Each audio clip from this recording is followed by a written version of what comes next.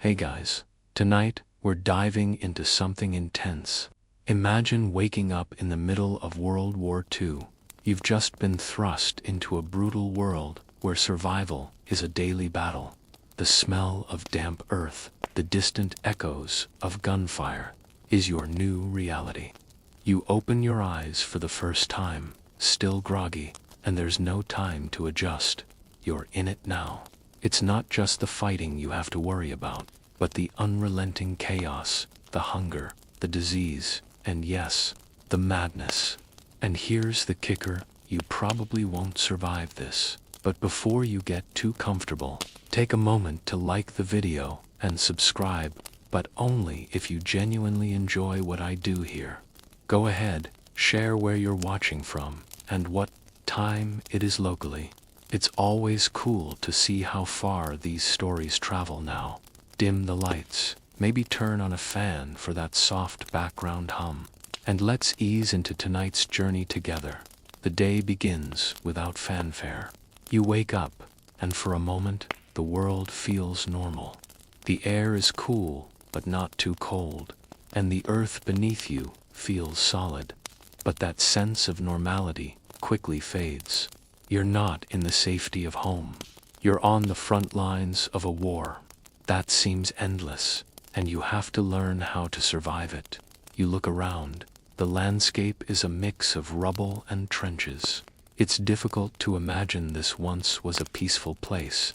The ground, stained with the scars of battle, is uneven, broken, up by small craters left by bombs and shellfire. The air smells of wet earth and something metallic: blood, sweat, oil. The din of distant gunfire is a constant presence, like a distant storm. Occasionally, the earth shakes as artillery booms in the distance. And you, just another soldier, are now part of this relentless force of destruction. But for a few precious moments, you lie still. Maybe you close your eyes again, savoring the brief peace before the real world fully hits you. It doesn't last long though. A voice calls your name. Someone's moving around, maybe getting ready for another shift or check-in. You feel the tension building again. There's no time to adjust, no time to breathe. The first reality that slaps you in the face is the fatigue. It's the physical exhaustion of being in a constant state of readiness. It's the low-grade ache in your muscles that won't go away, no matter how many times you stretch. The constant marching, standing, crouching, carrying, digging, all of it takes a toll. Every step feels heavy. Even just sitting down feels like an event. You don't realize how tired you are until you stop moving for a moment. You catch yourself nodding off, only to be snapped awake by the sound of a nearby explosion, or the frantic shout of a comrade warning you to stay alert. There's no real rest in war, not for you. But you also realize something else. It's not just the fighting that's going to wear you down. The isolation is almost worse. You're surrounded by hundreds of men, but it feels like you're completely alone. You might talk, share a cigarette, joke about something small, but everyone is inwardly carrying their own private burdens. Some soldiers are laughing off the chaos, trying to maintain a sense of normalcy, while others are visibly haunted by the events they've witnessed. And then there's the man beside you, whose silence is deafening. There are no real conversations about what's happening, just a few words here and there, scattered among the noise of war, and the fear it's always there, like a shadow. It's a low hum beneath everything, the awareness that at any moment things could change. At any moment, you could hear the sickening thud of artillery crashing into the earth near you. You could hear a screeching sound from a plane overhead, knowing that bombs could be coming down on you next. And what about the sudden rush of movement as shell hits, and the ground around you shakes? Everyone drops to the ground, pulling their helmets down tighter, trying to flatten themselves into the mud. The sound of your heartbeat seems louder than anything else in that instant. Time stretches out, like a moment held in suspended animation. And then there's the reality of the food or lack thereof. You get your rations, something that barely qualifies as a meal, but it's all you've got. You open a can, and you're not even sure what you're looking at. Is it meat? Who knows? It's something that'll sustain you for a few hours, but you're never really full. Maybe you get a chunk of stale bread, maybe some soup, but no one's here for the 5-star dining. Everyone's just trying to survive. The gnawing hunger in your stomach is always there, making your concentration harder, making your body weaker. And then, as if to make matters worse, you realize how disorienting it all is. The constant bombardment, the never-ending tension, the food that barely keeps you going, it all starts to melt together. You begin to question time itself. Is it day or night? How long have you been here? Has it been a week, or has it been longer? Time is just a blur. You wake up, fight, sleep, and do it all over again. There's no real rhythm to your day, no sense of beginning or end. The routine is the same, yet it never feels the same. It's as if the clock has no purpose here, as if your very existence has been suspended in the madness of war. In the midst of it all, you can feel something inside. You begin to shift. The first few days, you might still feel a bit of that initial adrenaline, the nervous excitement of being part of something larger than yourself. The idea that you're helping to secure freedom, fighting for something noble and good. But that feeling doesn't last long. Soon, the reality of war smacks you hard. You begin to lose track of what the purpose is. You're not thinking about grand ideals anymore. You're thinking about surviving, about making it through another hour, another day, another endless stretch of trench life. The noble cause, the speeches about duty, all that seems like a distant memory. And then there's the mental toll. The longer you're out here, the harder it becomes to keep your grip on your sanity. The fear of death, of not knowing if you'll make it through. The next battle becomes overwhelming. But it's not just the fear of death itself, it's the creeping thought that you might not even care anymore, that maybe the constant pressure is starting to erode something inside you. What do you do when the walls close in and it's hard to tell where the world ends and your own mind begins? It's a delicate balance, staying grounded when everything around you is designed to make you lose touch with reality. Your comrades feel it too. You look around, and some are visibly affected, losing themselves in their fear, their trauma. Others try to hide it, pretending that everything is fine, that they're still able to march forward like the soldiers they were when they first arrived. But it's hard to ignore the cracks showing. Every soldier here is dealing with it in their own way. Some might retreat into themselves. Others might try to laugh it off. But you can see it too, can see the way the war is slowly stripping people down, piece by piece, until there's nothing left but the instinct to survive. But you're not just trying to survive the war, are you? No, in a way, you're trying to survive yourself. The fears, the doubts, the exhaustion, all of it weighs on you. And as the days go on, you begin to understand that this fight isn't just against an external enemy. It's the fight to keep yourself from breaking, from losing your mind in a world that seems to be designed to drive you mad. Every soldier has to deal with it, and in the end, it's not just about fighting for your country. It's about fighting for your very soul. And so, you keep going. You trudge through each day, each exhausting moment, knowing that you don't have any other choice. You survive because that's all you can do. You survive because there's hope, however faint, that one day this will all be over. That hope, as small as it is, becomes your anchor in the storm. The days start to blend together, each one feeling like a shadow of the last. You've adjusted to the sounds of war, the crackle of distant gunfire, the whine of incoming artillery shells, the metallic hiss of tank treads.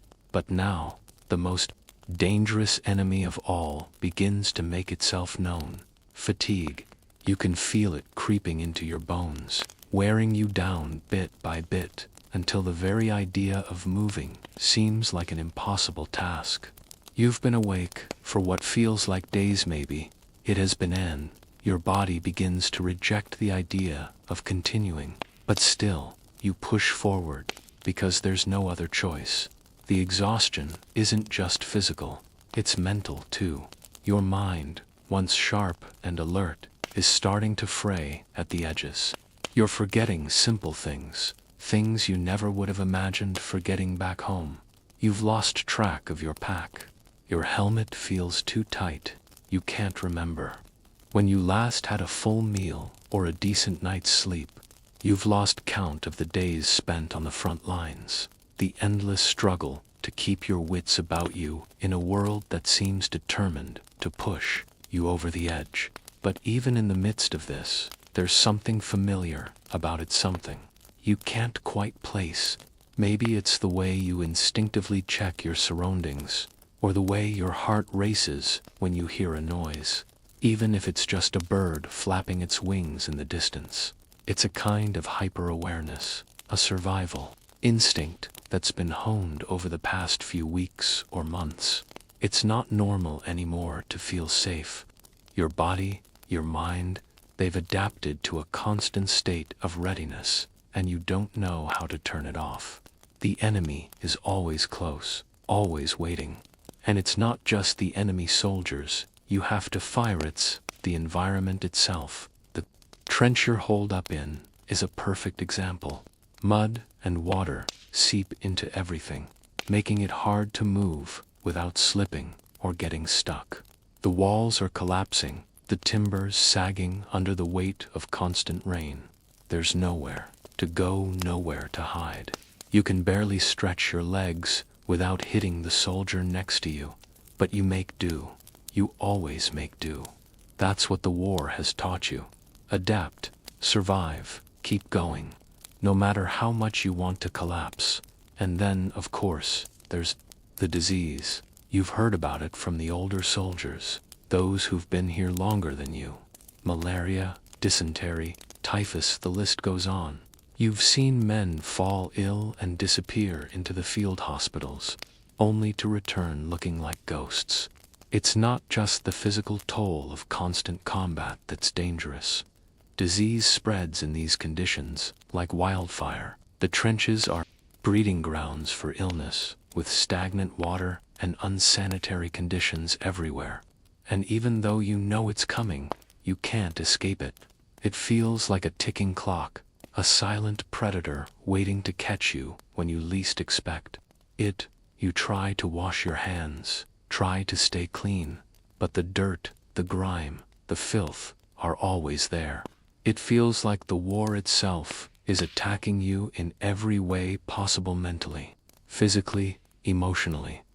The worst part, though, is the silence between battles, when the fighting stops for just a moment. When the gunfire fades into the background, you're left alone with your thoughts, and that's when it really hits you, the madness of it all, the sheer absurdity of what you're going through. You're in a war that seems endless, and yet every day you're still here, still fighting. You begin to wonder how long it will take before you crack under the pressure, how long before you lose your grip on reality, just like so many others around you. Historians still argue whether or not it was truly the constant exposure to violence and trauma that caused soldiers to break, or whether it was the intense mental strain of being in a place where there was no escape, no way out. The psychological toll of warfare, they say, is unlike anything else. You're not just fighting an external enemy, you're fighting yourself. The constant fear, the endless uncertainty, the inability to trust what you're seeing or hearing. It all blurs the lines between what's real and what isn't. Some men cope with it better than others. But most, over time, begin to crack. You can see it in their eyes, the hollowed-out look, the distant stare.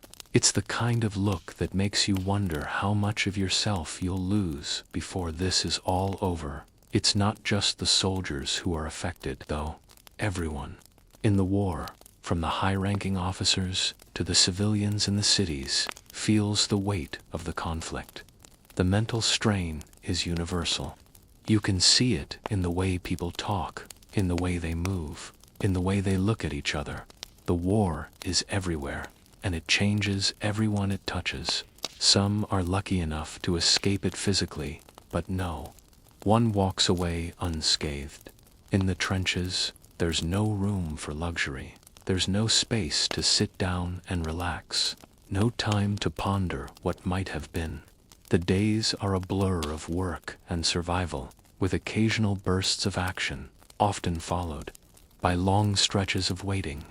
The nights are the worst. You're either wide awake, listening for any sign of the enemy, or you're asleep, only to be jolted awake by the sound of a shell landing nearby, the ground shaking beneath you.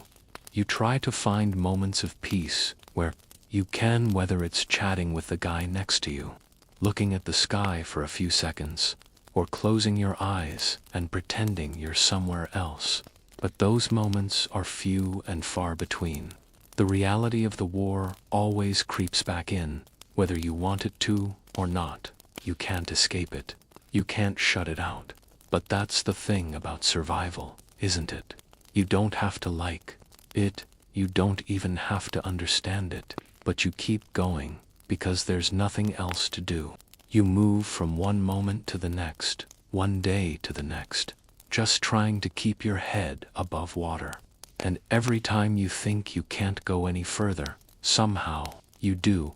You're not sure if it's strength or sheer stubbornness that keeps you moving forward. Maybe it's a little bit of both. You see it in the faces of your comrades, Tootha, ones who are still here, still pushing ahead. Some are hanging on by a thread, but they're hanging on all the same. And you're right there with them, because, in this war, survival is a collective effort.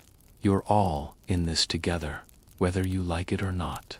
And if you can't rely on anyone else, you can at least rely on each other to keep going. So, you endure, you survive, because that's all you can do. And maybe, just maybe, that's enough.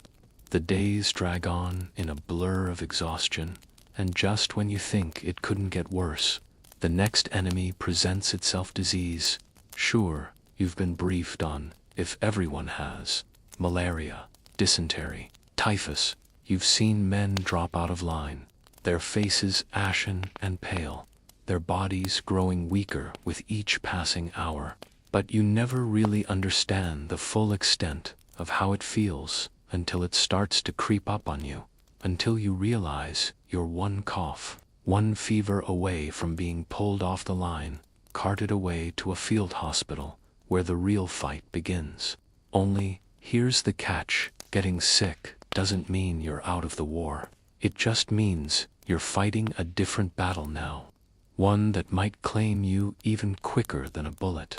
You'd think that, with everything that's happening, you'd eventually grow numb to the situation. But no, war has a funny way of showing you that there's always something new to fear. First, it was the enemy soldiers. Then, it was the constant threat of artillery shells. Now, it's something invisible, something sneaky, that makes every day feel like a gamble. How much longer can you stay healthy? How much longer can you fight this battle on two fronts? The one against the enemy, and the one against your own body. The moment you start feeling sick, you know, it's like a cold creeping into your bones, followed by a shiver that won't stop, a fever that builds too quickly. You try to ignore it, telling yourself that it's just exhaustion catching up. With you, you push through. You tell yourself that it's nothing, but deep down you know, you can't hide from it. You can't outrun it. It'll catch up to you eventually. And when it does, it's a cruel game, one you're not sure you can win. Your body betrays you, and there's nothing you can do. You feel the weakness creeping in, the muscle aches, the hot and cold sweats. You try to drink water, but your stomach won't keep it down. The more you fight it, the worse it gets. You can barely stand now, let alone march or defend yourself. The other soldiers see it in your eyes. They know what's happening. It's only a matter of time before you're on the next transport to the field hospital, where your chances of surviving are as slim as your chances of making it through this hellhole alive. There's a bitter irony to it all. Just when you thought you understood the cost of this war, when you thought you knew what to expect, blindsides you with something even more insidious. Disease is the silent killer, the one you never saw coming. And just when you think you're safe from one enemy, another rises to take its place. Historians still argue about the true extent of the psychological and physical toll that disease took on soldiers in World War II. On one hand, the death toll from battle was catastrophic, but disease ravaged entire regiments, often taking out more men than any enemy force ever could. The bacteria and viruses spread rapidly in the unsanitary conditions of the trenches, and with each new wave of illness, soldiers were taken off the line, weakening the very fabric of the army. Some historians claim that the psychological toll of constant disease was more destructive than the battles themselves. For every man who survived the front lines, how many fell to something invisible, something that slowly chipped away at their resolve? And it wasn't just the physical toll. Getting sick changes you. The fever dreams, the weak delirium, the constant anxiety about your body failing you, it starts to mess with your mind. You start to wonder if the sickness is even real anymore. You see it in the eyes of the men around you. When you're all crammed together in those miserable trenches, when disease is just as likely to get you as a bullet, it's hard to keep your mind in check. The fear that comes with being sick isn't just about your physical survival, it's about the mental game too. You begin to question everything. Your body, your mind, your comrades, all of it becomes unreliable. And that's terrifying in its own right. But as the days crawl by and the sickness threatens to overpower you, there's something that begins to happen. You realize that despite the fatigue, despite the hunger, despite the disease, you're still here. You're still alive, still fighting. Even when your body seems to betray you, there's something else inside you that refuses to give in. It's like this small flicker of willpower that refuses to let you become another casualty of the war. You hang on, however fragile that grip may be. The thought of falling sick is just another part of this insane existence, and you can't let it take you down. At least, not yet. And then, in a cruel twist of fate, you see others begin to recover. Some of them return to the line, weary but determined. Their faces have a haunted look to them, their bodies thinner, their movements slower, but they're back. They've survived the disease, and somehow that makes you feel like there's hope. Maybe it's a small, fleeting hope, but it's enough to get you through the next minute, the next hour. You realize that survival isn't just about avoiding death on the battlefield. It's about surviving everything the war throws at you: the disease, the hunger, the madness. Every day that you make it through is a victory in itself. And yet, even as you fight the illness, there's this nagging thought at the back of your mind. What if the sickness is just the beginning? What if it's not just the diseases that are out to get you, but the very experience of being in this war? You begin to realize that survival isn't just about dodging bullets.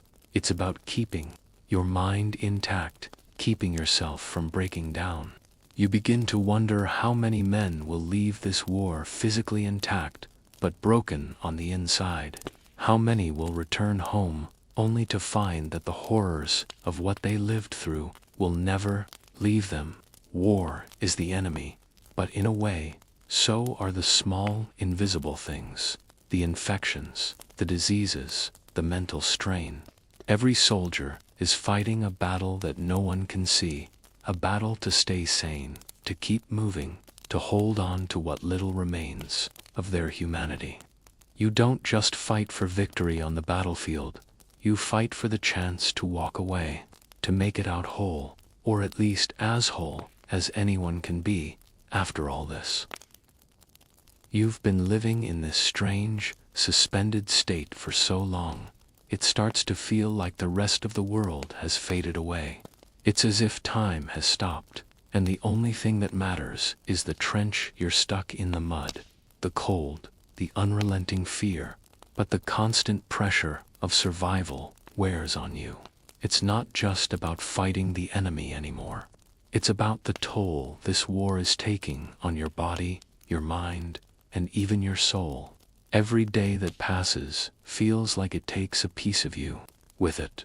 The battles are hard enough, but now you've got the added burden of the environment itself. The trench is a breeding ground for disease, and you can feel the weight of it, even as the cold air presses against your skin.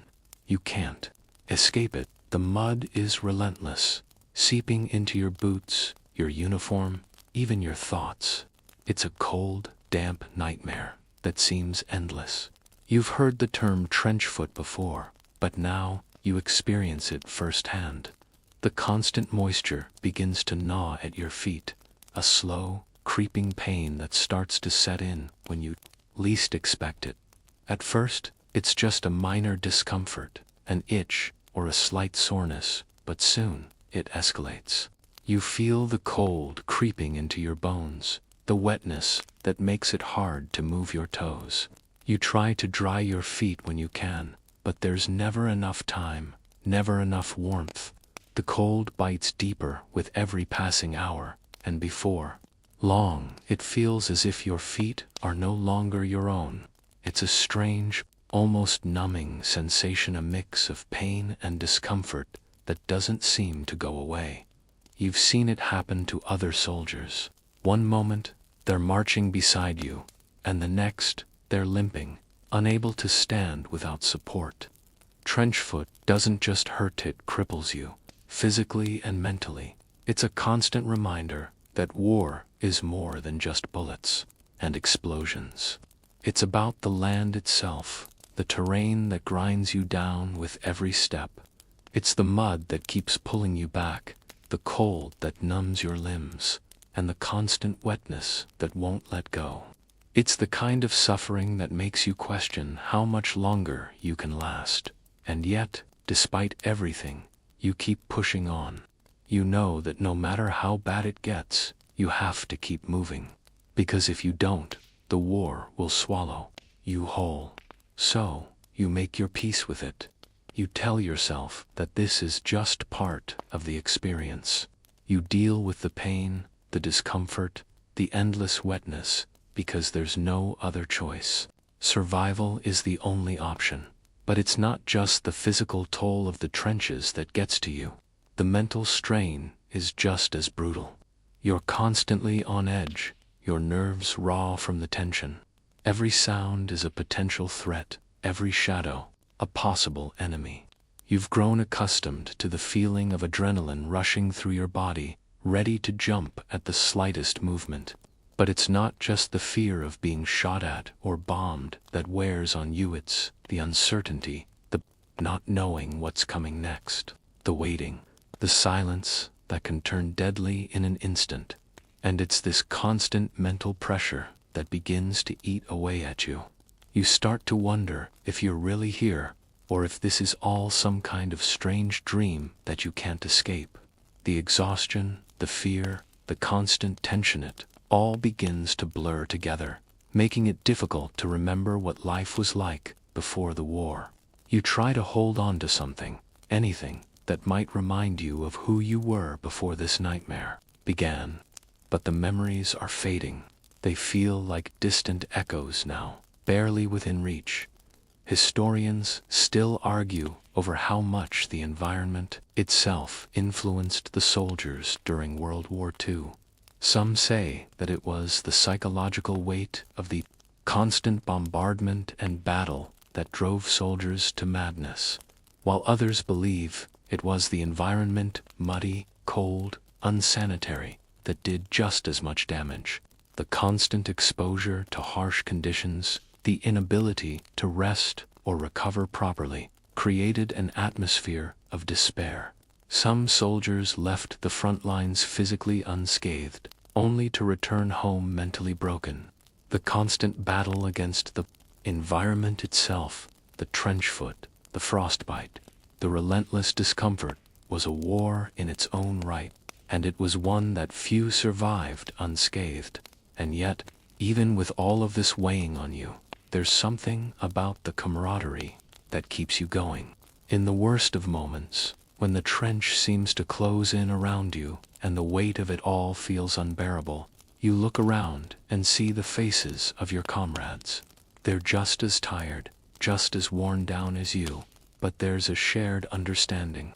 There's a bond that forms between soldiers in the trenches, a bond that's forged in the flames of hardship.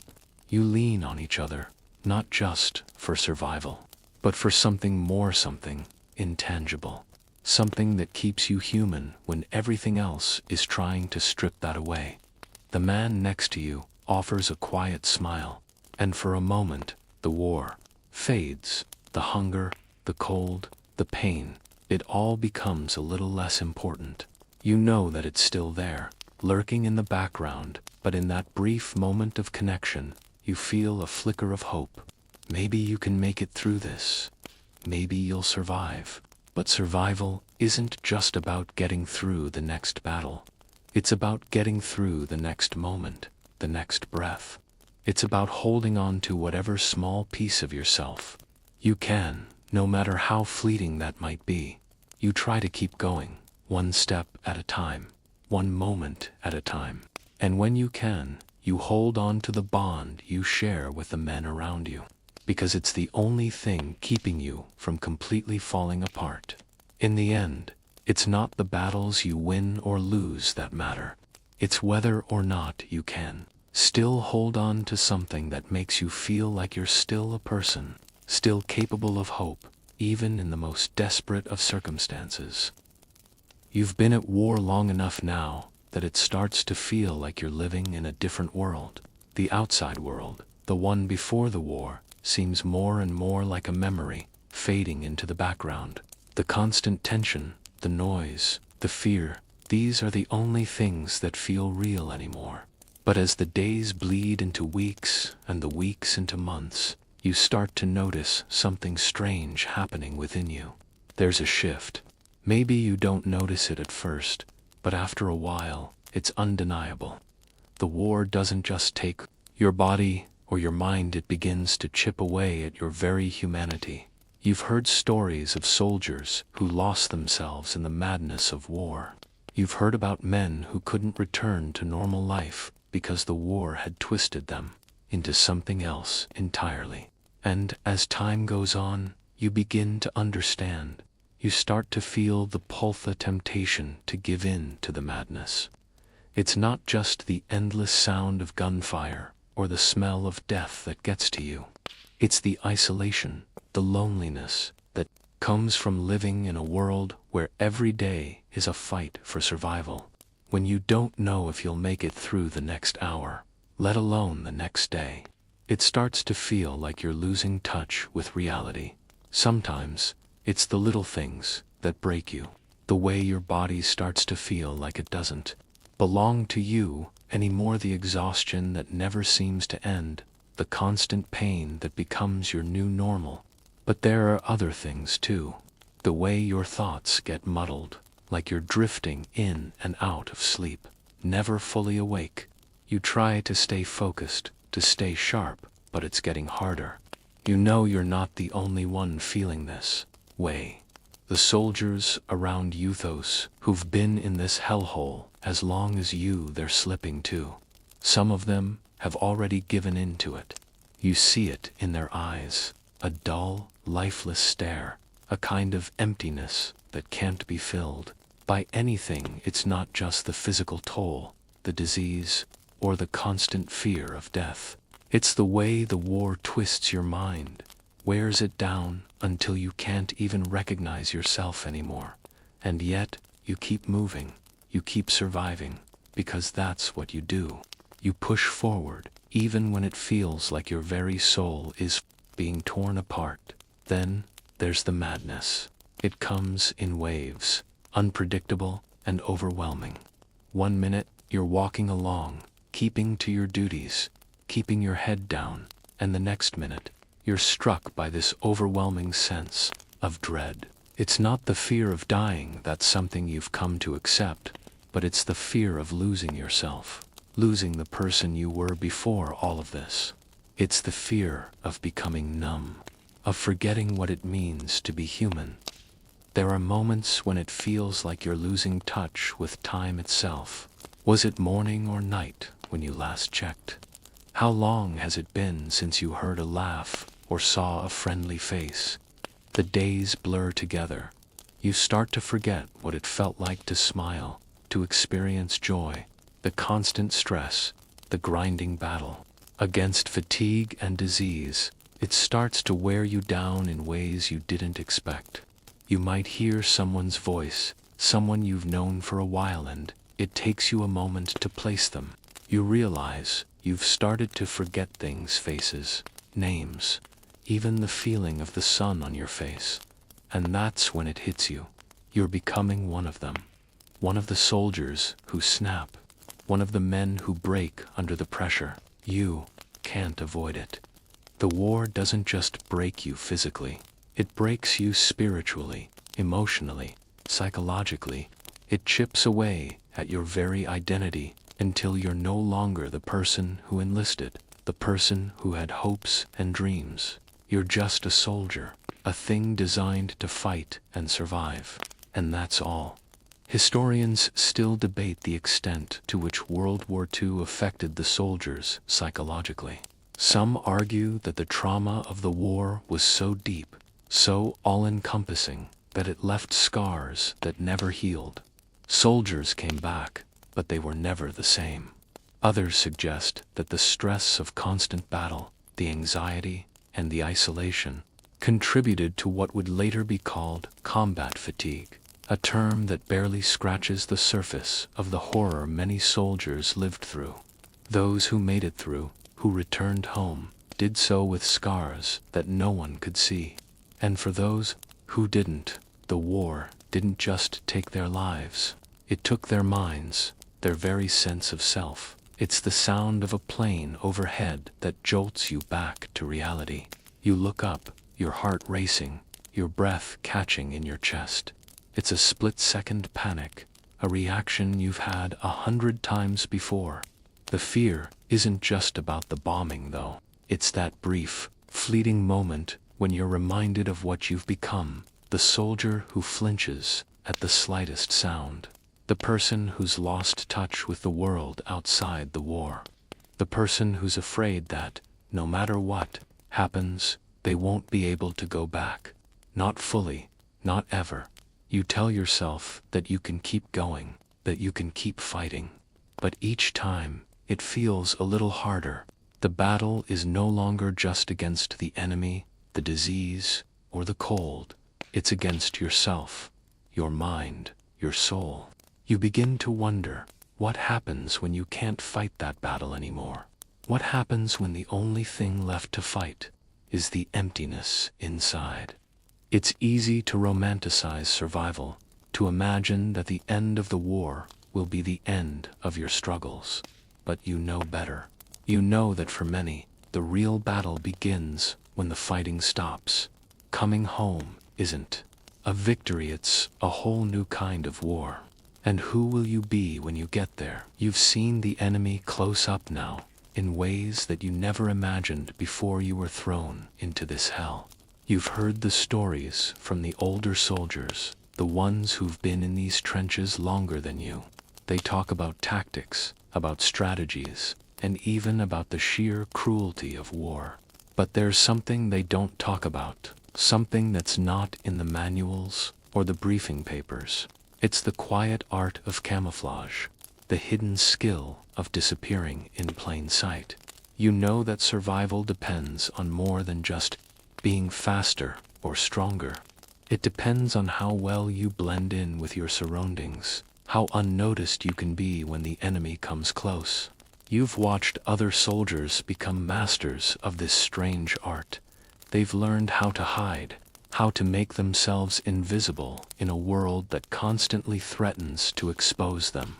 You might not fully understand it at first, but over time, you begin to see it for what it is, a game of deception, a test of wits, and it's a skill you're going to need if you want to make it out of here alive. The first time you see it in action, it takes you by surprise. A soldier, no older than you, crouches low in the dirt. He's covered in mud, his uniform caked with grime, his face smeared with camouflage paint. For all intents and purposes, he looks like just another piece of the battlefield, just another bit of debris in the mess of war. But when you look closer, you see that there's something more to it. The way he moves, the way he blends into the environment, almost like he's part of the landscape itself. It's unsettling, almost surreal. For a moment, you wonder if he's even real. But then he shifts again, slowly, deliberately, and you realize that he's not just hiding, he's become one with the battlefield. His weapon is at the ready, but his body is still, like a predator waiting for the right moment to strike. It's a strange, almost eerie sight, watching him disappear into the landscape in front of you. And it's then that you understand. It's not just about running or shooting, it's about survival in a world where even the ground beneath your feet can turn against you. You've heard it said that the key to surviving this war isn't necessarily about being the best fighter. It's about being the best at adapting to the circumstances, about knowing when to stand and fight, and when to crouch down and blend into the chaos. Camouflage becomes your new best friend. You start to wear the mud like a second skin, covering your face and hands with whatever dirt or foliage you can find. You become one with the land. You learn to be still, to breathe slowly and quietly, so that the enemy doesn't hear you moving. You learn the art of deception, not just in hiding from the enemy, but in keeping your own mind from unraveling under the weight of it all. But camouflage isn't just about blending into the environment. It's also about playing a game of mental survival, constantly switching between being hyper-aware of everything around you and becoming almost invisible in the midst of it all. You become accustomed to hiding, not just from the enemy, but from the stress, the fear, and the ever-present reality of the war itself. There are moments when you wonder if you're losing yourself in the process, if the very act of surviving is slowly erasing who you were before the war. Historians still debate the impact of camouflage in war, particularly in World War II. Some argue that it was one of the most important tactics soldiers had at their disposal. The ability to disappear into the environment, to make yourself almost invisible to the enemy, allowed soldiers to gain the upper hand in numerous situations. Others claim that the psychological effects of living in such constant fear, always relying on camouflage to stay alive, were just as damaging as the combat itself. The act of hiding, of becoming a shadow of your former self, takes a toll. It's not just about blending in physically, but mentally. It's about constantly questioning whether you'll make it out of this alive, and whether you'll still be you when you do. But even as you master the art of camouflage, there's something unsettling about it. It's one thing to blend into the landscape to avoid detection. It's another to lose yourself completely in the process. You begin to wonder if you'll ever feel like a person again when the war is over. If you'll ever be able to look at yourself in the mirror without seeing the shadow of the soldier you've become. Still, it's all you have. The war doesn't stop, and neither do you. Each day becomes a test of endurance, of mental toughness. You push through the exhaustion, the fear, and the ever-looming threat of death, knowing that survival is the only thing that matters. You tell yourself that you'll deal with the consequences later, that you'll figure out who you are once the war is over. But deep down, you know that the war has already changed you. Maybe it's already taken pieces of you that you won't ever get back. But right now, all you can do is keep going. You've learned how to disappear in plain sight. You've learned how to keep your head down and your eyes open. You've learned that survival isn't about being a hero.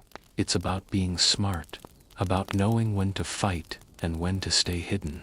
And with each passing day, you become more and more like the soldiers around you, slipping in and out of the shadows, just trying to make it through another day. The camouflage doesn't just protect you from the enemy, it protects you from the madness, from the constant chaos that threatens to consume you. And as long as you're hidden, as long as you're still breathing, you can hold on to the hope that maybe, just maybe, there will be an end to all of this. That one day, you'll emerge from the shadows and find yourself again. The endless grind of war wears you down in ways you never imagined. The fear, the pain, the disease, it all piles up on you, and you begin to feel like the world itself is working against you. The trenches are a constant reminder that this is not just about survival, it's about adapting to the harshest conditions. And in this new world of mud, rain, and never-ending discomfort, you begin to lose track of time. Is it day or night? The hours and days merge into one continuous stretch, marked only by the sound of distant gunfire or the crash of artillery. You're always waiting for something, an attack, an order, or just a break in the madness. But then, sometimes, the war shifts in a different way. You're not just fighting the enemy anymore. You're fighting the land beneath your feet. You feel it first in your feet, the subtle ache, the growing numbness that sneaks up on you. It starts innocently enough, just a little discomfort, nothing to worry about. But soon, it becomes impossible to ignore. Your feet, soaked by the endless mud and water, begin to feel strange. The tingling in your toes turns into a deep, painful throb. Trench foot is here. You've heard about it, of course. The older soldiers talk about it like it's a rite of passage, a mark of experience. But no one tells you how it really feels until it's happening to you. It's not just the cold, the wetness, it's the feeling that your body is slowly betraying you. Every step becomes more difficult. You try to keep going, to power through it, but the pain intensifies.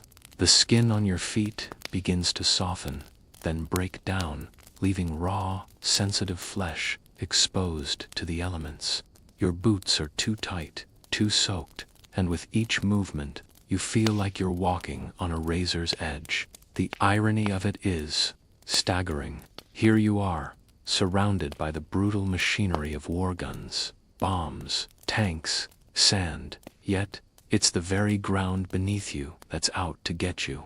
You can fight the enemy, you can brace yourself against the bombs, but how do you fight the earth itself when it's slowly eating you alive? You try to keep your head up, to focus on the bigger picture, but your feet, those stupid, aching feet, demand your attention. They're a constant reminder of how fragile this whole thing is.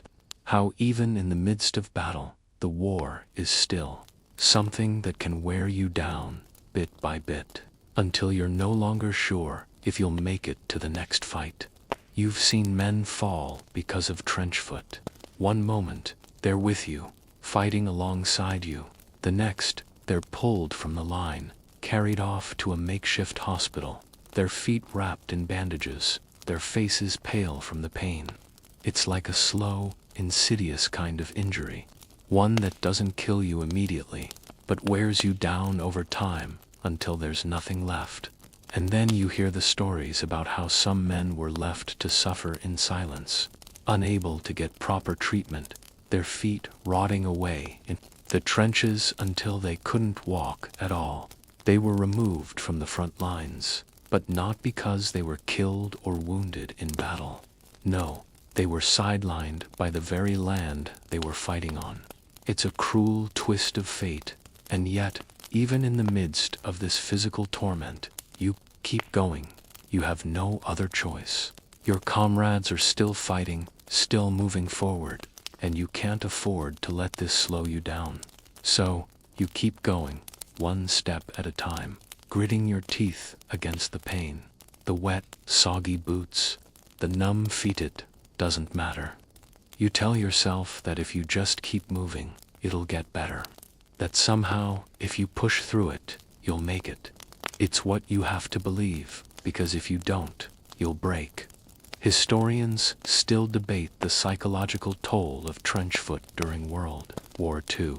While it was undoubtedly a physical burden, there's no denying the toll it took on the men who suffered from it. The constant pain, the frustration of being unable to keep up with the other soldiers, and the loss of mobility, these things eroded the soldiers' morale just as much as the fighting did. Some soldiers, after enduring weeks of trench foot, were permanently crippled by it, and even those who managed to recover were never the same. The scars were more than just physical. The war, it seems, doesn't just take your life, takes your body and your spirit, one injury at a time, and yet, somehow, you keep moving. You learn to adapt to the pain, to ignore it as best you can. You tell yourself that it's just part of the process, part of the sacrifice. There's no room for weakness here. The war keeps coming, whether you're ready for it or not, and you have to keep up.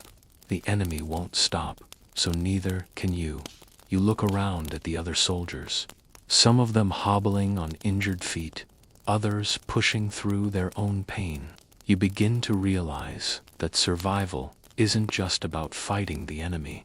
It's about fighting the elements, fighting your own body, and fighting the mental exhaustion that comes with living in this never-ending nightmare. You can't afford to think about how much it hurts. You can't afford to think about the toll it's taking on you. You just have to keep going. There's a strange camaraderie in this shared suffering. You all know what it's like. The pain, the exhaustion, the fear. It's something that bonds you. Something you can't explain to anyone who hasn't been there. But even with all of that, there's a strange sense of pride that comes from pushing through it. You keep going because that's what soldiers do. You keep fighting, even when everything in your body is telling you to stop. And in that moment, when you're hobbling on numb feet, when your muscles ache and your mind is clouded by fatigue, you realize that survival is about more than just staying alive. It's about holding on to your humanity in the face of everything that's trying to take it from you. You've been in the trenches long enough now that it's easy to forget what normal life used to feel like. You can't remember the last time you saw the sun without it being obscured by smoke or clouds, or the last time you felt the comfort of a soft bed, the sound of birds, the scent of fresh flowers, the laughter of a friend. Those things seem like distant memories, fading quickly as the war continues to consume everything. But then, one day, it happens. You hear it, the unmistakable roar of a plane overhead, the sound that's become so familiar, so terrifying, that you can almost feel your heart stop in your chest. At first, you don't think much of it. Planes have been flying overhead for what seems like forever, and you've gotten used to the constant buzzing of the engines. But then, the sound grows louder, more intense. You look up, shielding your eyes against the bright sky, trying to make sense of what you're hearing. And there it is, a German Luftwaffe bomber, its engines screaming as it descends, its shadow casting a dark pall over the battlefield. The enemy is close. The roar of the plane is deafening. You know what comes next. The sudden explosion of sound as the plane releases its deadly payload. The ground shakes beneath you, and for a split second, everything feels like it's slowing down, as if time itself is holding its breath. You scramble for cover, heart racing, your senses overloaded by the sound and the chaos. It's a moment of pure, unfiltered terror, one that you've experienced many times before, but that never seems to get any easier. It's a feeling that lodges itself deep in your chest, an instinctual fear that rises to the surface with every passing moment. As you huddle in the mud, waiting for the inevitable explosion, your mind races. There's no logic to it, no rhyme or reason. It's just the reality of war endem, unpredictable, terrifying. The bombs could fall anywhere, and they could hit anyone. You could be dead in an instant, wiped out without warning, without mercy. The thought hangs there for a moment, suspended in the air as the seconds stretch on endlessly. And then it happens. The first bomb explodes, sending a shockwave through the earth. The blast rocks your body, rattling your bones, and the force of it leaves you gasping for air. The world erupts into chaos. The sound of shrapnel whizzing past you, the screams of men, the desperate scramble for cover. It's all happening so fast, too fast to make sense of it. The explosions keep coming, each one louder, more intense than the last. You can hear the whine of the plane's engines as it circles above you, the distant rumble of the bombs being dropped in a steady stream. It's like a nightmare that you can't wake up from, a nightmare that has become your reality. Historians still debate the effectiveness of the Luftwaffe's bombing campaigns during World War II. Some argue that it was one of the most devastating tactics employed by the Germans, while others claim that the damage was often overstated, with many bombs falling far from their intended targets. The truth, however, is that it didn't matter how accurate or inaccurate the bombing was. The psychological toll of constant air raids, of never knowing when the next bomb would drop, of living in constant fear of the skies above, was a weapon in itself. For soldiers on the ground, it was another layer of pressure, another source of anxiety that compounded the already overwhelming stress of the war. But in the moment, it doesn't matter whether the bombs are hitting their mark or not. All that matters is that you're alive, that you've made it through another round of attacks. You can hear the explosions fading in the distance, and you realize that, for now, you've survived. The immediate danger has passed, but the adrenaline rush doesn't. It lingers in your veins, making your hands shake, your heart race. You're left with a feeling of emptiness, as if the world around you is suspended in a strange, surreal stillness. You crawl out of the trench, your ears still, ringing from the explosions, and look around. The ground is scarred, torn apart by the blast. Smoke rises in the air, swirling in the wind, adding to the haze of chaos that surrounds you. The soldiers around you are shaken, some still crouched in fear, others checking themselves for injuries. You don't see any fatalities immediately, but you know that's not the whole picture. You can feel it in the air, the sense of loss that follows every bombing raid.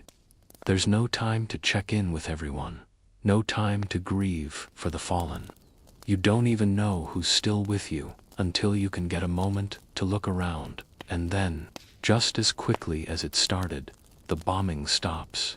The plane has moved on, and the world returns to its twisted, half-normal state.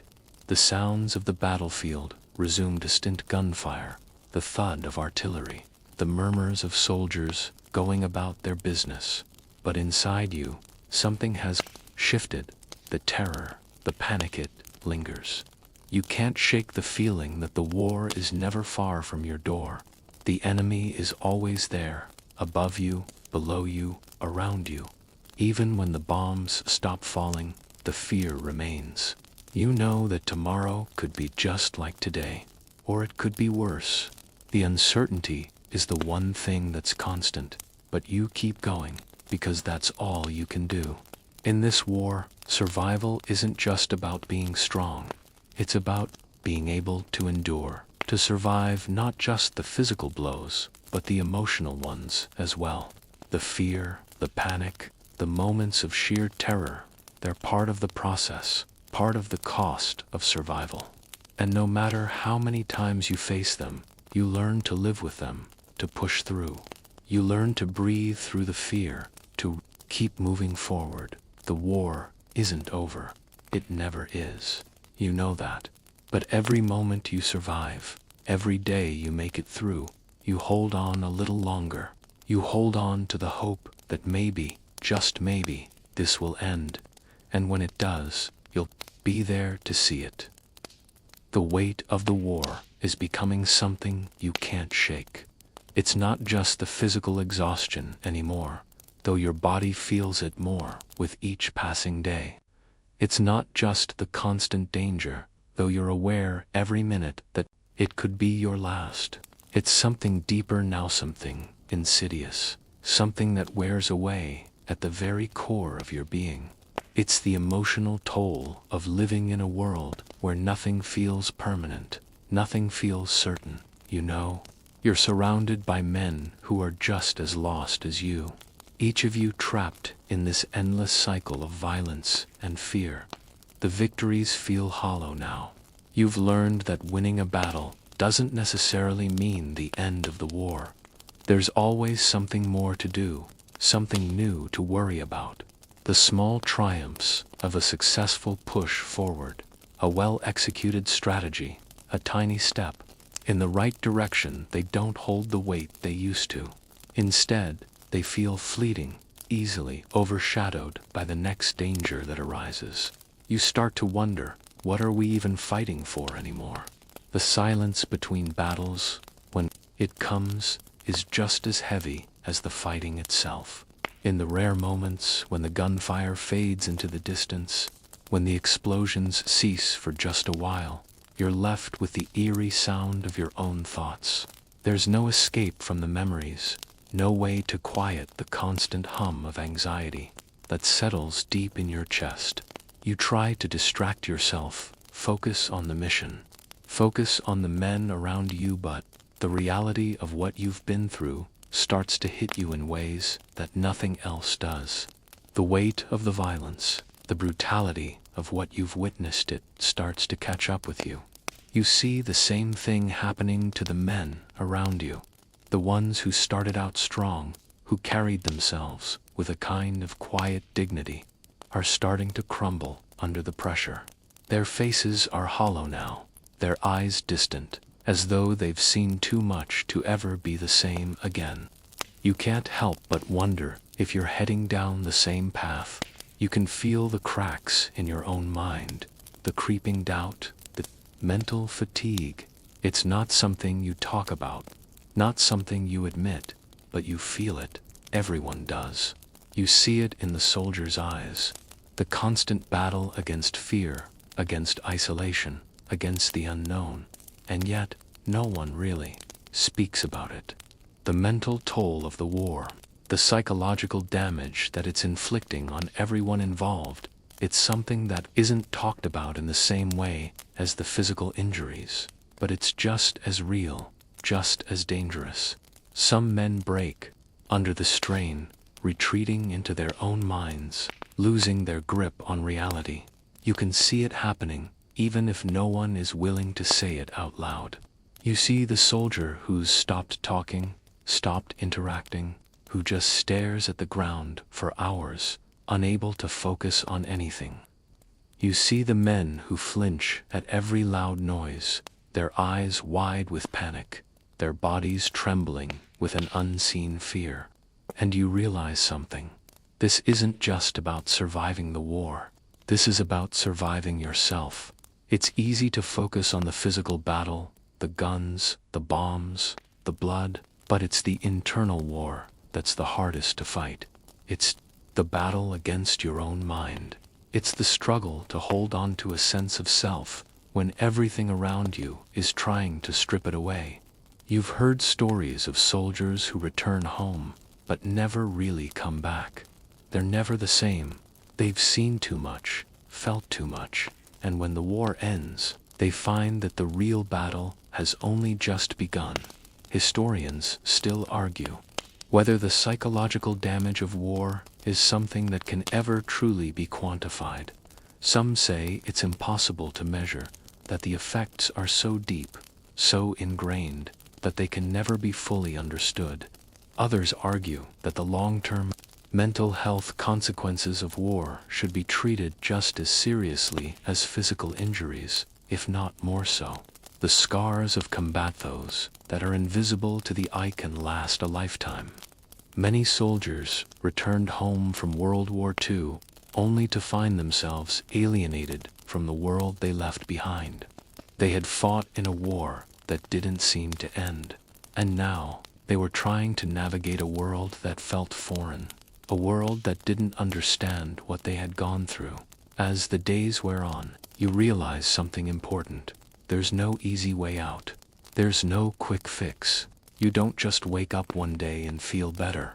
The war doesn't just stop when the fighting ends. It lives on in your mind, in your thoughts, in your nightmares. It becomes part of you. And the challenge now is learning how to live with that. You don't know how you'll ever return to a normal life, to a life where you don't constantly look over your shoulder, where you're not constantly bracing yourself for the next explosion, the next wave of fear. But you keep going, one step at a time. You tell yourself that somehow, someday, it will be over, and maybe, just maybe, you'll find peace again. But not today. Not yet. You're not alone in this fight, though. The men around you, they're in it too. Some of them are struggling just as much as you are. Others are barely holding it together, trying to keep it together, even when everything else is falling apart. And in a strange way, that's what keeps you going. You're in this together. The bonds that are formed in the midst of war, the shared suffering, the shared survival, are unlike any other. It's a camaraderie that's born out of necessity, but it's also born out of something deeper, something more human. The sense that even when the world feels like it's falling apart, you're still connected to those around you. They're in this with you, and somehow that makes it bearable. So you keep moving. You keep pushing through the exhaustion, the fear, the mental strain. Because in this war, survival isn't just about fighting the enemy, it's about fighting yourself. It's about holding on to whatever scraps of humanity you have left. Even when it feels like the war is trying to take it all away, you keep moving forward because that's all you can do. And maybe, just maybe, that's enough to get you through the next day. It's been months now, maybe even longer. The days stretch out endlessly, each one feeling like a repetition of the last. You've settled into the rhythm of survival. Wake up, check your gear, keep your head down, and move when you're told. There are moments of quiet, moments where the world slows down enough for you to catch your breath. But those moments are fleeting. They pass as quickly as they come, swallowed by the constant churn of battle, the never-ending demands of the war. It's a rhythm you've come to know all too well, but even in the quiet, you can't escape the tension that's become a constant companion. You've learned how to live with it, how to keep it in the back of your mind while you go through the motions of daily life.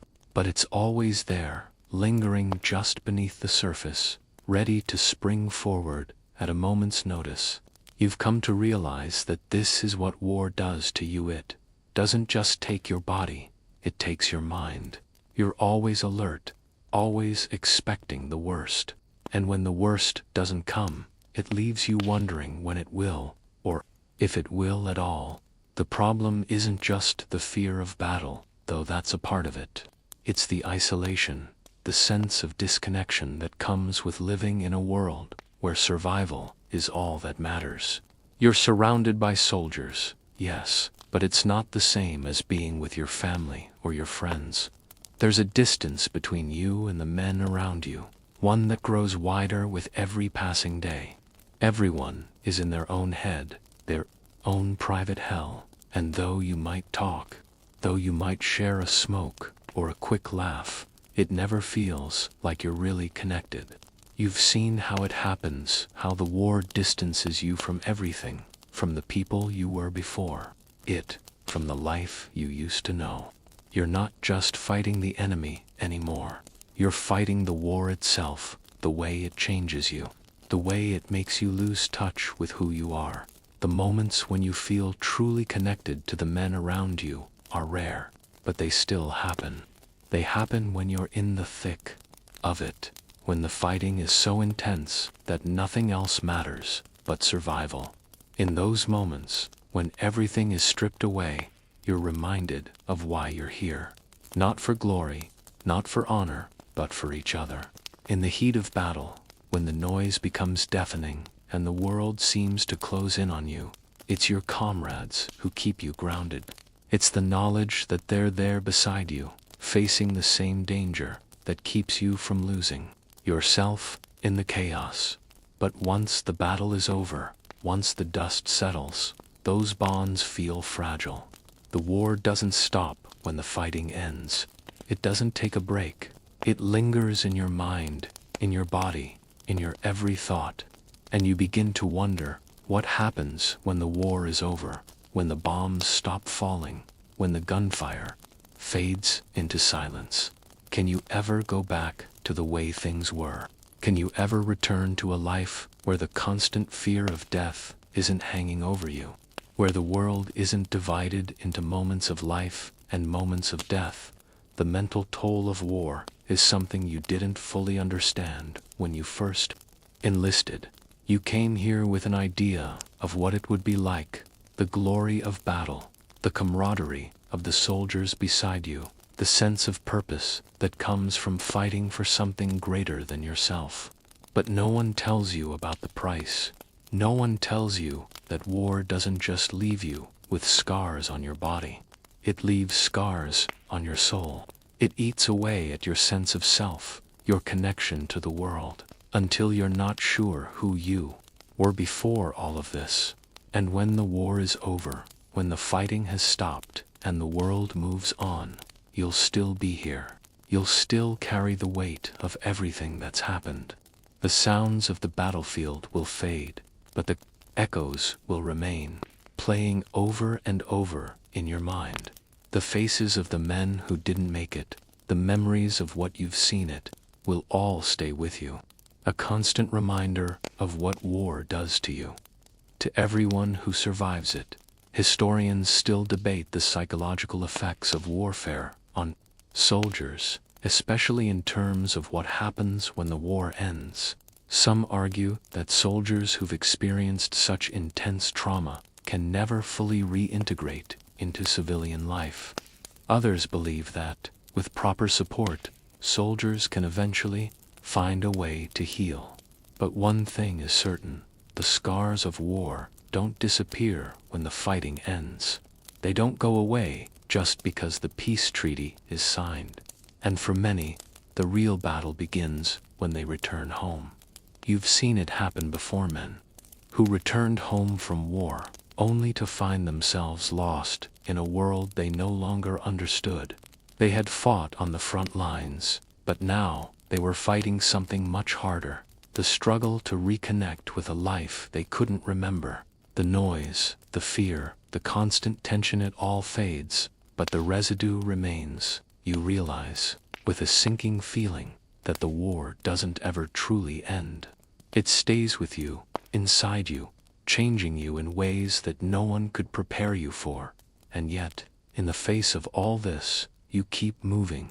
You keep going, because that's all you can. Do you survive?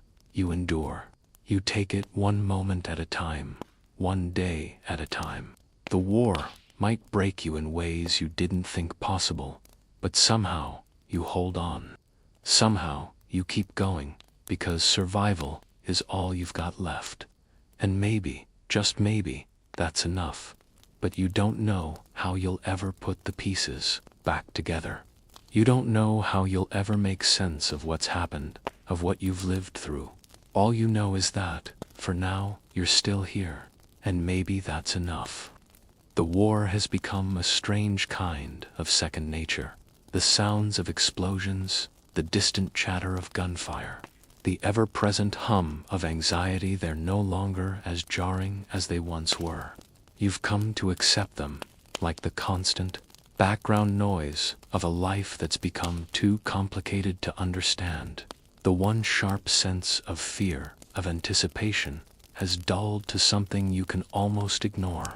You're not sure if that's a good thing or a bad thing, but it's a reality you've learned to live with. Yet even as you become accustomed to the war, there's an undeniable change within you. You've seen the way the soldiers around you have started to adapt. Some have become hardened, their faces set in a grim, unyielding expression. Others have grown quieter, retreating into themselves, hiding away from the world they used to know. You're not sure where you fit in this spectrum. There are days when you feel like you're barely holding it together, like you're just going through the motions, trying to keep your sanity intact. And then there are moments when something inside you breaks free, when the war feels too much to bear, and all you want is to run away from it. But you know that's not possible. Running is not an option in this war. And yet, for all the horrors, there are moments, however fleeting, of clarity. Moments when you see something human in the midst of all the destruction. You've learned that survival in war is not just about enduring the physical battles. It's about holding on to the fragments of humanity that still exist within you. Those moments, however small, are what keep you going. You've come to cherish them, even if they're only temporary. A shared cigarette, a brief conversation, a quiet laugh amidst the chaos. These are the moments you cling to, when everything else feels like it's slipping away. You find yourself reflecting more and more on those simple things. What would life be like without the war? Would you even recognize yourself? Would the person you were before this madness even still exist? There's a kind of sadness in that thought, a sadness that hits harder than any physical injury.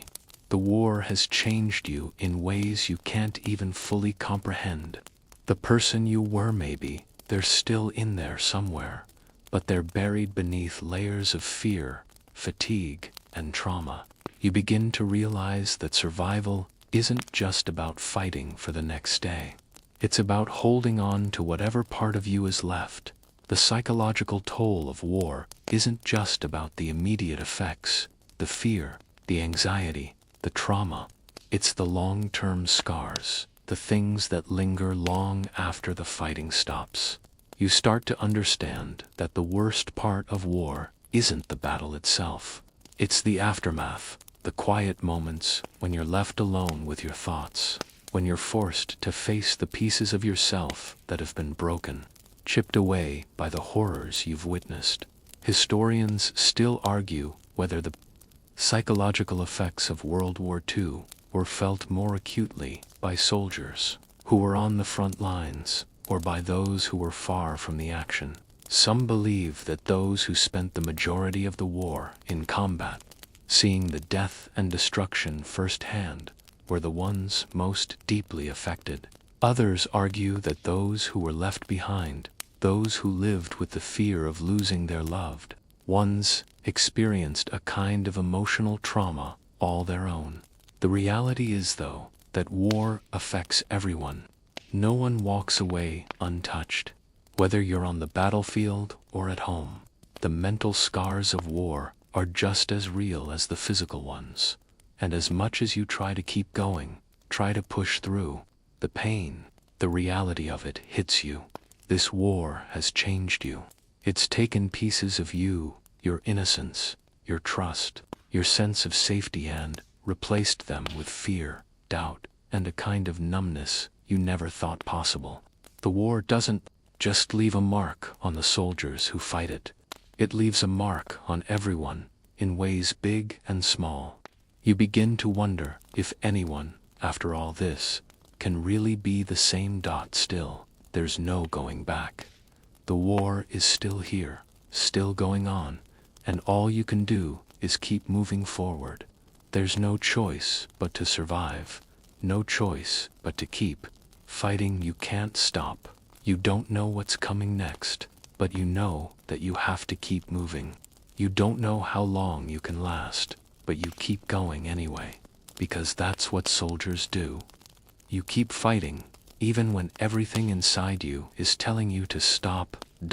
And through all of it, the fatigue, the fear, the loneliness, there's still a flicker of hope.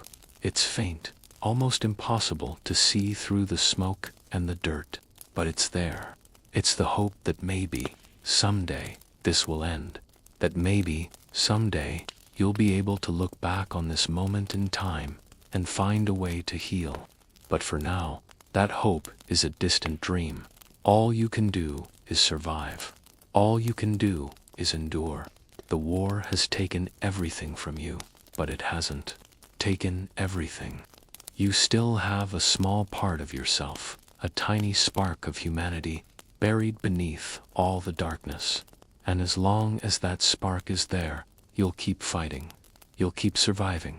Because in this war, survival isn't just about holding on to life. It's about holding on to what makes you human. It's a strange thing, the cold of war. You would think that after months of living in the trenches, after enduring the hardships of the battlefield, the hunger, the disease, the constant threat of death, that you'd grow numb to it all. But that's not what happens. Instead, it seeps into you in a way you never imagined. You begin to feel the weight of it all, not just in your body, but in your soul. The coldness doesn't just come from the weather or the environment, it comes from the war itself. It's the way it numbs everything, how it dulls the senses, how it steals warmth from your heart and replaces it with a kind of deadened focus. You become a soldier, first and foremost, the human part of you, that feels like a distant memory. The winter comes early this year. You can tell by the way the air smells, the way the ground feels beneath your boots. The mud, once sticky and cloying, hardens, freezing in place. The cold seeps in through every crack, every hole in your gear. You feel it in your bones, deep down where the warmth never reaches. But it's not just the physical cold that gets to you. It's the coldness of the war, the emotional numbness that sets in after you've seen too much, after you've watched comrades fall, after you've felt the sting of loss too many times. It's hard to feel much of anything anymore. You push it all aside, the grief, the fear, the rage. You focus on the mission, on the next step, on just surviving the day. The rest of it, well, it doesn't matter. You can't afford to feel. The nights are the hardest. The cold cuts through everything, and there's no shelter from it. You huddle together with your comrades, your body pressed up against theirs for warmth, but it's not enough. The chill from the earth, the frost that builds on the walls of the trenches, relentless. You can see your breath in the air, sharp and white, like a ghost of the life you once had. But even the freezing temperatures can't quiet your mind. The war rages on, just as it always has. The distant thud of artillery, the occasional crash of a bomb, the soundtrack of your existence. Now, you've learned to ignore it, to live with it. But there are nights when it feels too much to bear. You can't escape the darkness, not really. The darkness of the night, of the war, of the memories. You've seen so much, so many faces, so many lives lost, that it feels like your mind can't hold it all. The faces of the men who died, the ones who were just here yesterday, laughing, talking, full of life. It's almost too much.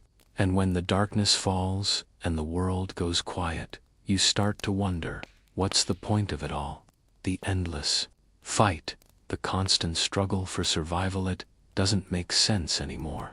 You can't remember why you're here, why you've been fighting for so long. It's just one battle after another, one day blending into the next. Historians argue about the effects of constant combat on soldiers during World War II. Some suggest that the emotional toll was just as devastating as the physical toll, if not more so. The trauma of being constantly exposed to violence and death, of watching friends and comrades fall, of knowing that death could come at any moment, it eats away at you. It wears you down in ways that nothing else can. The soldiers who survived may have made it through the physical dangers, but many came back forever scarred by what they had seen and experienced. The emotional cost of war is hard to quantify, but it's real, and it's something that doesn't disappear when the fighting ends. But you're still here. You keep going, one step at a time. The war doesn't care about your mental state, about your emotional well-being. It just keeps coming, relentless and unyielding. You've learned that you can't wait for the war to stop. You have to keep going, even when it feels impossible. Even when you don't know if you can take another step. There's no other choice. And yet, in the midst of all this, there's still a flicker of hope. It's faint, like a distant star in a dark sky, but it's there. It's the hope that, maybe, someday, this will end. That maybe, someday, you'll return home to something resembling normality, to a world that doesn't feel so broken. You hold on to that hope, even when it seems impossible, because that's all you have left. It's the one thing that keeps you moving forward. You've learned that survival isn't just about physical strength, it's about mental resilience. It's about holding on to something, anything, that keeps you going when everything else feels like it's slipping away. And that hope, no matter how small, is enough to get you through another day. But there's still so much to endure, so much more to see. The war isn't over. It never is. You know that. The bombings, the battles, the endless march toward an uncertain future, they keep coming, one after the other. And all you can do is keep surviving, keep fighting, keep holding on to that flicker of hope, no matter how small, no matter how distant it seems. You've learned to live with the cold of the battlefield, the cold of the world around you, the coldness inside. But you've also learned to fight through it, to endure it. Because the war might take everything else from you, but it can't take that. It can't take the will to survive. And as long as that will is there, you keep going. The endless march of time in war is a strange thing. Each day feels like it could be the end, yet it stretches on and on, a never-ending cycle of survival. There's no rest, no reprieve. Even the moments of quiet are filled with tension. Every sound becomes a signal, a crack of a branch, the shuffle of a boot, the whistle of wind through a broken structure. All of it makes your heart race, your muscles tighten. It's a kind of heightened awareness, a sense of living on the edge, where every second is a question of life or death. You've learned to carry this tension with you. It's a part of you now. It doesn't matter if you're resting or on patrol. It's always there, waiting to break through. The constant alertness, the constant readiness, is what keeps you alive, or at least, it's what you've come to believe. But the fear, it doesn't go away. It never fully fades. You feel it in the pit of your stomach, every time you hear a shell falling, every time you hear a plane overhead. You brace yourself for the impact, for the explosion, for the chaos that follows. You don't know where it will hit, who it will take, or if you'll be next. It's exhausting, living like this. The fear, the tension, the constant mental strain, it wears on you. You try to push it aside, to focus on the task at hand, but there's no escaping it.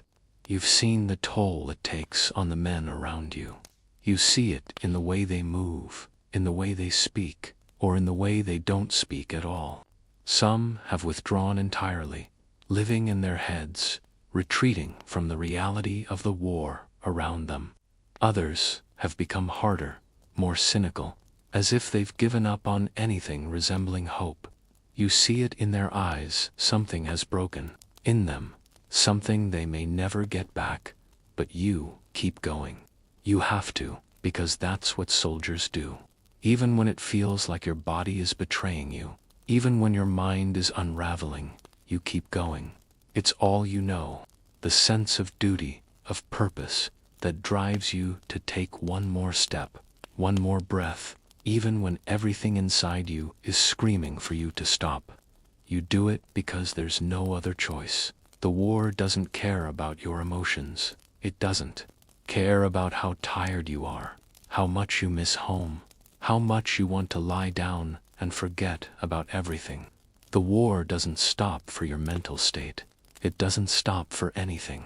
It keeps coming, day after day, attack after attack, until you're left with nothing but the instinct to survive.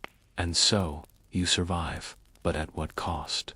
You can feel it in the way your hands shake, in the way your heart races, even when there's no immediate danger. You feel it when you lie awake at night, eyes wide open in the darkness, unable to fall asleep because your mind is racing with thoughts of the next battle, the next attack. You've heard it called battle fatigue, but you know it's more than that. It's a deep, gnawing exhaustion that eats at you from the inside, a feeling of being drained, hollowed out, until you're not sure how much of yourself is left. There are moments, though, when the war feels like it's too much to bear. The weight of it all, the endless violence, the loss, the grief, it overwhelms you. It hits you in those rare moments of stillness, when the world around you quiets down for just a second, and you realize that you've been carrying this weight for so long that it's become part of you.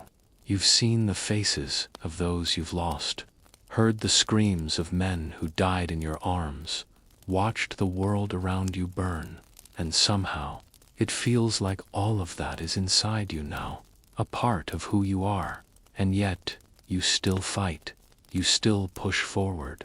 It's not courage anymore, not bravery. It's the sheer force of habit, the routine of survival, the compulsion to keep going because that's all you know how to do.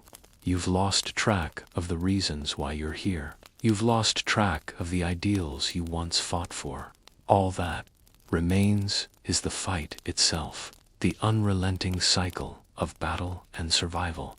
Historians often struggle to capture the full depth of what war does to the human psyche. They can measure the casualties, they can count the wounded, they can even study the tactics and strategies, but they can never truly measure the internal cost, the toll on the mind, the emotional devastation that soldiers carry with them long after the war ends. That's something that's hard to quantify. There's no way to measure the loss of innocence, the destruction of one's sense of self. These things are not recorded in any history book, yet they shape every soldier's experience. But you don't have time to think about that. Not right now. Right now, you just have to keep going, keep moving, keep surviving. The war is still here, and it's not going to wait for you to catch up. You're in it, and that's all there is. You catch a glimpse of another soldier, his face lined with exhaustion, his body stiff from days of fighting. But there's something in his eyes, something that keeps him going, even when it feels like there's nothing left. It's a strange thing, this bond that forms between soldiers. In the middle of all the violence, the bloodshed, the fear, there's still something human that connects you all. Maybe it's the shared suffering, or maybe it's the understanding that, despite everything, you're still alive, you're still here. And that's something worth holding on to. As long as you have that, you have a reason to keep going. And maybe, just maybe, that's enough to carry you through the next day, the next battle, the next moment when it feels like everything is falling apart. The war drags on, and with each passing day, it feels more like a slow, suffocating march to an uncertain end. The chaos has become so familiar, so ingrained in your life, that it's almost impossible to imagine a world without it.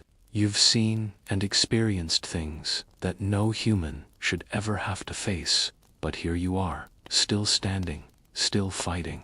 And as much as you try to push it down, to bury it in the back of your mind, there's a part of you that wonders how long you can keep this up. The physical strain is enough to break anyone, but it's the mental toll, the fatigue of constantly being alert, the toll of losing everything you once knew that eats away at you. You begin to question how much of yourself is left, how much of the person you were before the war is still there. You've lost so many men, comrades you once fought beside, laughed with, shared a cigarette or a story with, and one by one, they've been taken from you. Some are gone in an instant, swallowed by the chaos of battle, and others are picked off slowly, like a cruel game of attrition. The toll doesn't just come in the form of death, it comes in the form of the men who change, who break, who no longer resemble the person you once knew. The man who could make a joke in the worst of times, the one with the bright eyes and the easy smile, he's gone, replaced by someone who's tired, someone who's lost something they may never get back. And you've begun to feel it too. The weariness, the numbness, the feeling that you're not fully here anymore. The war has a way of taking you apart, piece by piece, until you're not sure who you are.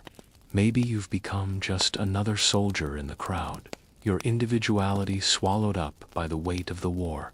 Maybe it's easier this weight to be just one among many, to hide your fears, your doubts, your pain in the anonymity of the battlefield.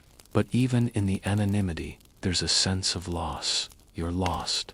And somewhere deep inside, you know that when this is all over, when the war is finally behind you, you might not know how to find your way back. Still, you keep moving, one foot in front of the other, day after day. That's all you can do. That's the rhythm of war. The fighting never stops. The attacks never cease. The enemy is always lurking, always just out of reach. But you learn to live with it, to adjust. To the constant tension, you don't know how much of it you can endure, but you know that the only choice is to keep going. The thought of stopping, of surrendering to the fear, the exhaustionate's unthinkable. You have to keep moving, because the moment you stop, the moment you give in, the war swallows you whole. But even in the midst of the constant chaos, you find moments of respite. They don't last long, but they're enough to keep you going. You take them when you can.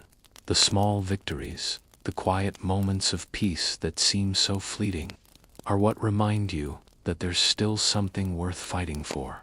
It's not about glory. It's not about honor. It's about survival. It's about the simple act of holding on. You cling to these moments, these fragments of normalcy, because without them, you'd lose everything. You'd lose your humanity. The war may take everything else, but it can't take that.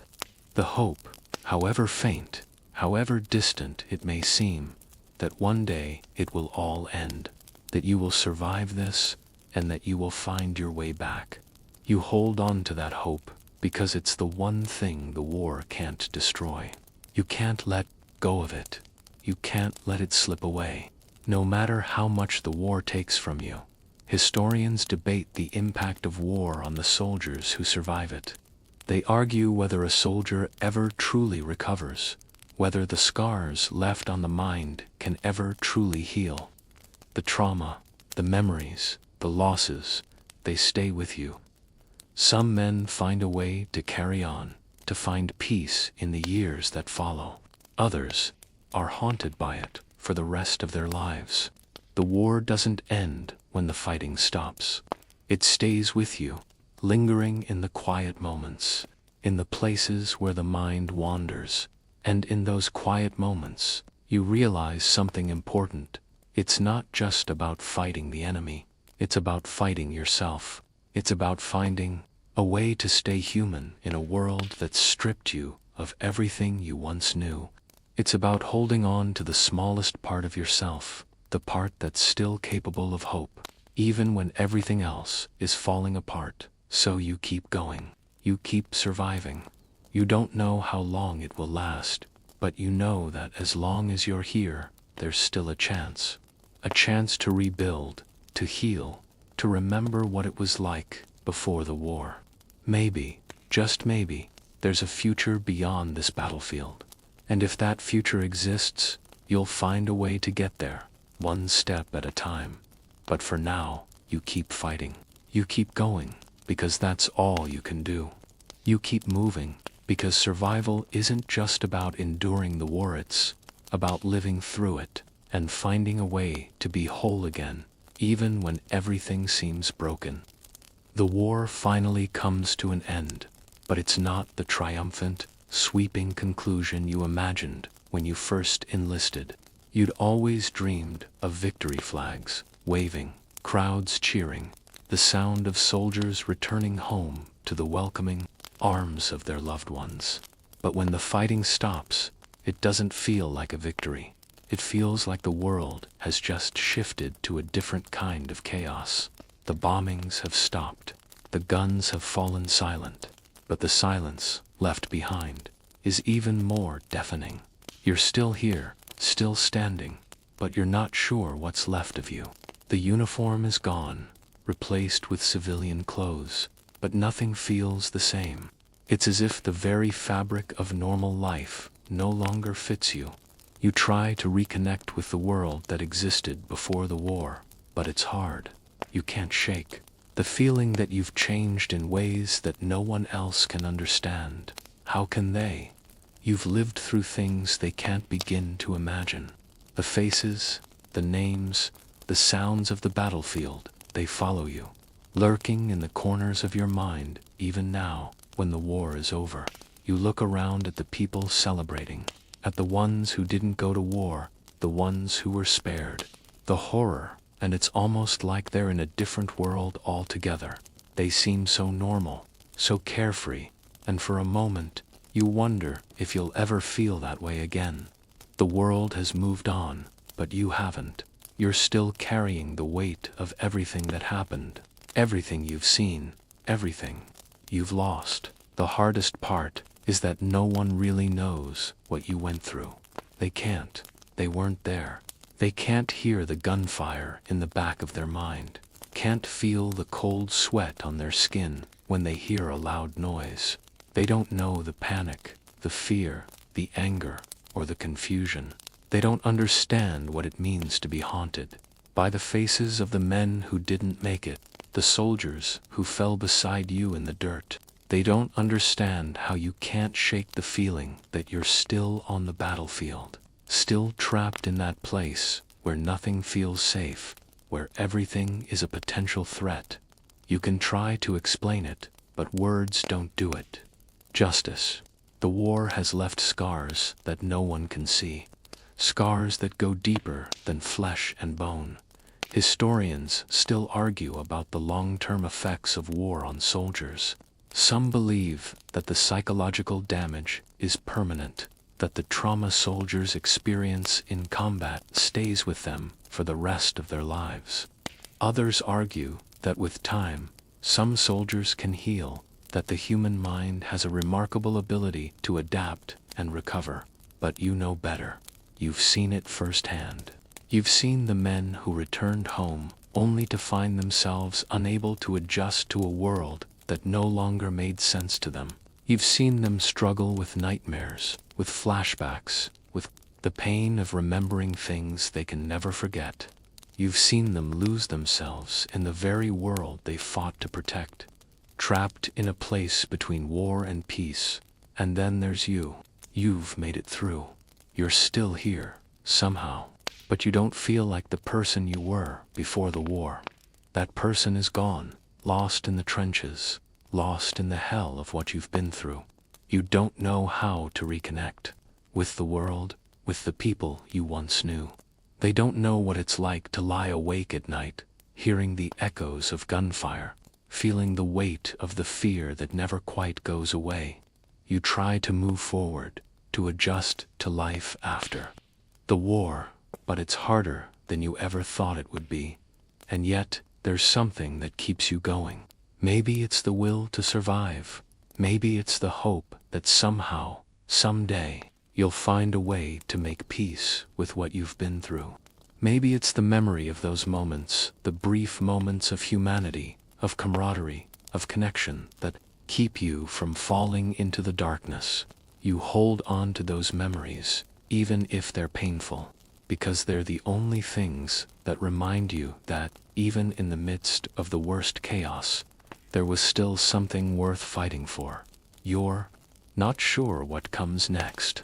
You don't know if you'll ever fully heal, if you'll ever be the same again, but you do know one thing: you've survived. You've made it through the hell of war, and somehow you're still standing. And maybe, just maybe, that's enough. It's not a perfect ending. It's not the triumphant return you once imagined, but it's the reality you've been left with. The war has changed you. It's taken things from you, but it hasn't taken everything. There's still a part of you that's alive, still fighting, still hoping, and maybe, one day, you'll be able to find peace, but for now, you carry on. Because survival isn't just about living through the war, it's about living through the aftermath, and somehow finding a way to hold on to the pieces of yourself that are still worth saving. The silence after the war feels heavier than anything you've ever known. It's a silence filled with the ghosts of everything you've lost, everything you've seen. The world moves on, but you stay suspended, caught in a time that no longer exists. You've survived, yes, but survival comes with a cost. It's a cost you're still paying, one day at a time, but you're here, still breathing, still walking, and somehow, in the quiet after the chaos, you find a sliver of hope. It's small, almost too faint to grasp, but it's there. Maybe, in time, the pieces of yourself that the war has taken will return. Maybe, with patience, you can find a way to heal. But for now, you've done the hardest part. You've made it through. You take a deep breath and close your eyes. The memories, the pain, the fear, they won't leave you. But that's okay, because you're still here. And somehow, that's enough. End of script. Sweet dreams.